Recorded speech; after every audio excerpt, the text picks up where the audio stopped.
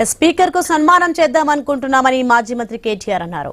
ఫిరాయింపు ఎమ్మెల్యేల విషయంలో స్పీకర్ తీర్పుతో ప్రజాస్వామ్యం మీద బహిరంగ దాడి జరిగిందని ఆరోపించారు. దీనికి రాహుల్ గాంధీ సమాధానం చెప్పాలని ఆయన డిమాండ్ చేశారు. పార్టీ ఫిరాయింపులను ప్రారంభించిందే కాంగ్రెస్ అని మండిపడ్డారు. సన్మానం చేద్దాం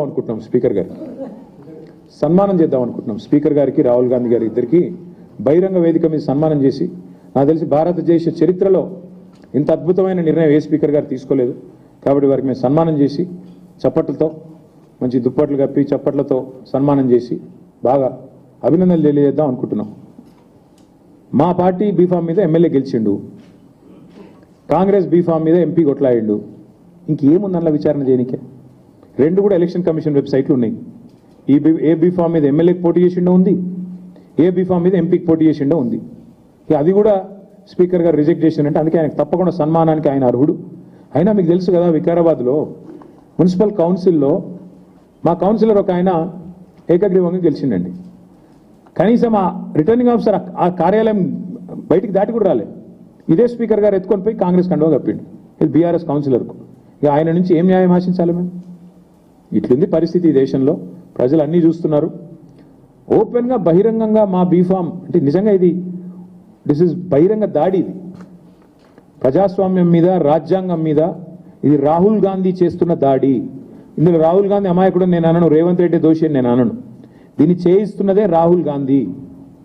ఏ రాహుల్ గాంధీ అయితే రాజ్యాంగం పట్టుకొని పోజులు కొడతాడో, డైలాగులు కొడతాడో, యాంటీ డిఫెక్షన్ లా తెస్తా అని చెప్పి తుక్కుగూడలో తుక్కు డైలాగులు కొట్టిండో, అదే రాహుల్ గాంధీ బుద్ధి తక్కువ పని ఇది. ఆ రాహుల్ గాంధీకి ఏమైనా సిగ్గు లజ్జ ఉంటే ఆయన సమాధానం చెప్పాలి. ఒక పార్టీ బీఫామ్ మీద గెలిచి ఇంకో పార్టీ బీఫామ్ మీద ఎంపీకి పోటీ చేసినోడు డిస్క్వాలిఫై కాకుండా ఎట్లుంటాడండి? మీరే చెప్తారు కదా, యాంటీ డిఫెక్షన్ లాని సమర్థవంతంగా అమలు చేస్తాం, మేము వెంటనే 10 రోజుల్లో ఆటోమేటిక్ డిస్క్వాలిఫికేషన్ చేస్తామని చెప్పారు రాహుల్ గాంధీ గారు. రేవంత్ రెడ్డి గారు ఏం చెప్పారు? పార్టీ మారిన వాళ్ళని రాళ్లతో కొట్టి చంపమన్నాడు. ఎవరిని కొట్టాలా రాళ్లతో? రాహుల్ గాంధీని కొట్టాలనా, రేవంత్ రెడ్డిని కొట్టాలనా? అంటే ఇంత సిగ్గు లేకుండా, ఎవరేమనుకుంటారో అనే కనీస ఆలోచన లేకుండా మరి ఇంత నిర్లజ్జగా వ్యవహారం చేస్తున్నందుకు వారికి సన్మానం చేద్దాం అనుకుంటున్నాం. వారు ఒప్పుకుంటే నిజాం కాలేజీలో మంచి మైదానం ఉందాడ, వస్తే మంచి సన్మానం చేస్తాం అందరం వచ్చి.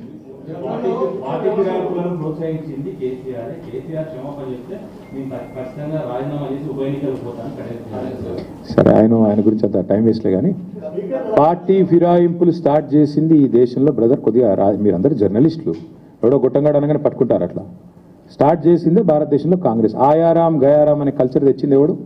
కాంగ్రెస్ కాదా? అసలు 2004లో టీఆర్ఎస్కి 26 ఎమ్మెల్యేలు ఉండే, మాకు 10 మంది ఎమ్మెల్యేలు ఎత్తుకుపోయింది ఎవడు? ఇదే థర్డ్ క్లాస్ కాంగ్రెస్ కాదా? ఎవడు స్టార్ట్ చేసిండు? ఏం మాట్లాడుతుండే ఆయన? కళ్ళు ఉన్నాయా? పోయినాయా పెద్ద మనిషికి? ఇట్లా మాట్లాడొచ్చా? ఏం తక్కువ చేసింది కడియం శ్రీకి టీఆర్ఎస్ పార్టీ? 2013లో దేహి అంటూ వస్తే ఎంపీ చేసింది కదా కేసీఆర్ గారు.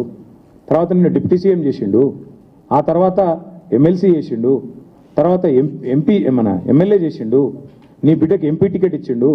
ఎందుకు ఈ వయసులో గలీజ్ మాటలు మాట్లాడు?